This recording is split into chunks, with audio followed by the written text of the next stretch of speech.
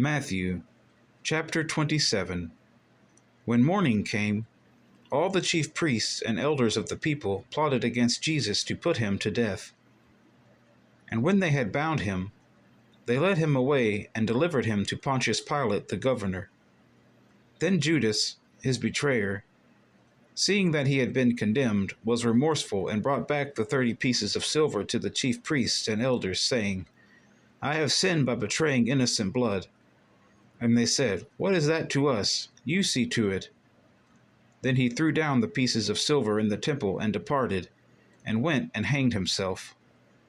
But the chief priests took the silver pieces and said, It is not lawful to put them into the treasury, because they are the price of blood.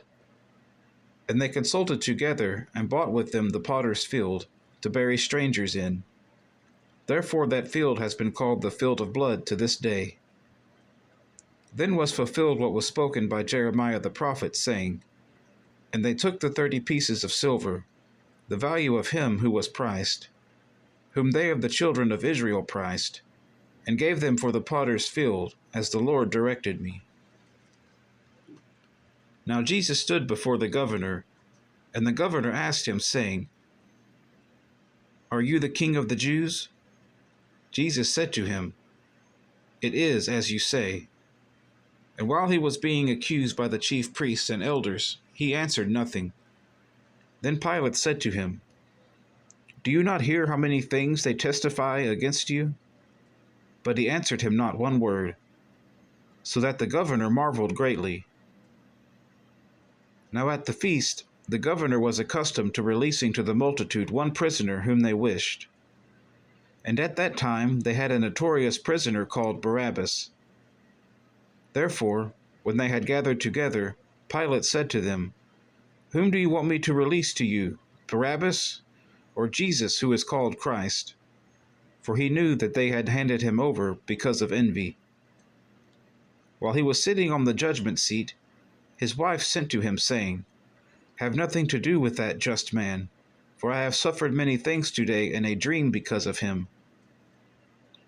But the chief priests and elders persuaded the multitudes that they should ask for Barabbas and destroy Jesus. The governor answered and said to them, Which of the two do you want me to release to you? They said, Barabbas. Pilate said to them, What then shall I do with Jesus, who is called Christ? They all said to him, Let him be crucified.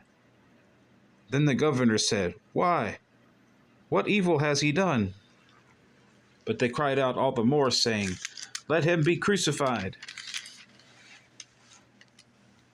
When Pilate saw that he could not prevail at all, but rather that a tumult was rising, he took water and washed his hands before the multitude, saying, I am innocent of the blood of this just person. You see to it. And all the people answered and said, His blood be on us and on our children. Then he released Barabbas to them. And when he had scourged Jesus, he delivered him to be crucified.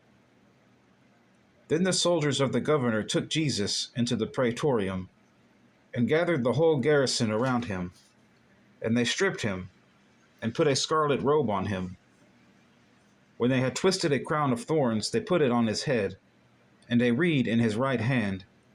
And they bowed the knee before him, and mocked him, saying, Hail, King of the Jews! Then they spat on him, and took the reed and struck him on the head. And when they had mocked him, they took the robe off him, put his own clothes on him, and led him away to be crucified. Now as they came out, they found a man of Cyrene, Simon by name. Him they compelled to bear his cross. And when they had come to a place called Golgotha, that is to say, place of a skull, they gave him sour wine mingled with gall to drink. But when he had tasted it, he would not drink.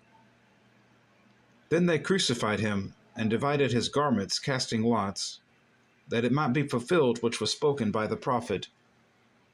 They divided my garments among them, and for my clothing they cast lots. Sitting down, they kept watch over him there, and they put up over his head the accusation written against him, "This is Jesus, the King of the Jews."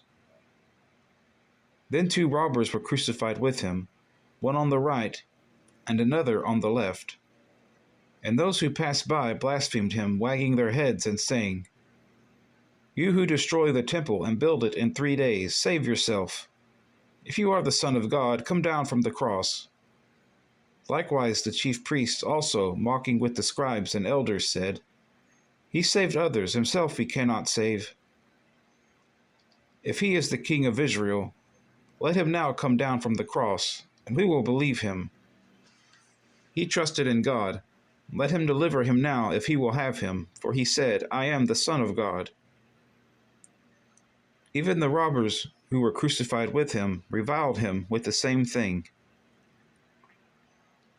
Now from the 6th hour until the 9th hour, there was darkness over all the land. And about the 9th hour Jesus cried out with a loud voice, saying, "Eli, Eli, lama sabachthani," that is, my God, why have you forsaken me?"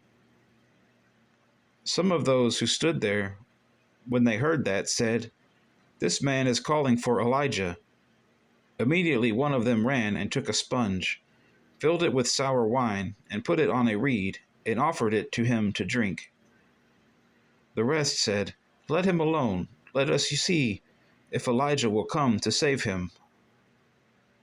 And Jesus cried out again with a loud voice, and yielded up his spirit. Then behold, the veil of the temple was torn in two from top to bottom, and the earth quaked, and the rocks were split, and the graves were opened, and many bodies of the saints who had fallen asleep were raised, and coming out of the graves after his resurrection, they went into the holy city and appeared to many. So when the centurion and those with him who were guarding Jesus saw the earthquake and the things that had happened, they feared greatly, saying, "Truly this was the Son of God." And many women who followed Jesus from Galilee, ministering to him, were there looking on from afar, among whom were Mary Magdalene, Mary the mother of James and Joseph, and the mother of Zebedee's sons. Now when evening had come, there came a rich man from Arimathea named Joseph, who himself had also become a disciple of Jesus. This man went to Pilate and asked for the body of Jesus. Then Pilate commanded the body be given to him.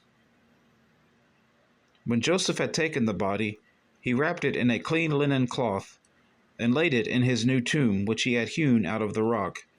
And he rolled a large stone against the door of the tomb, and departed. And Mary Magdalene was there, and the other Mary sitting opposite the tomb.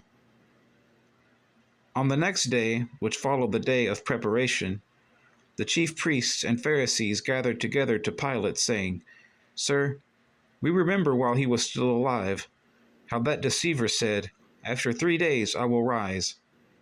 Therefore command that the tomb be made secure until the 3rd day, lest his disciples come by night, and steal him away, and say to the people, 'He has risen from the dead.' So the last deception will be worse than the first." Pilate said to them, "You have a guard. Go your way, make it as secure as you know how." So they went and made the tomb secure, sealing the stone and setting the guard.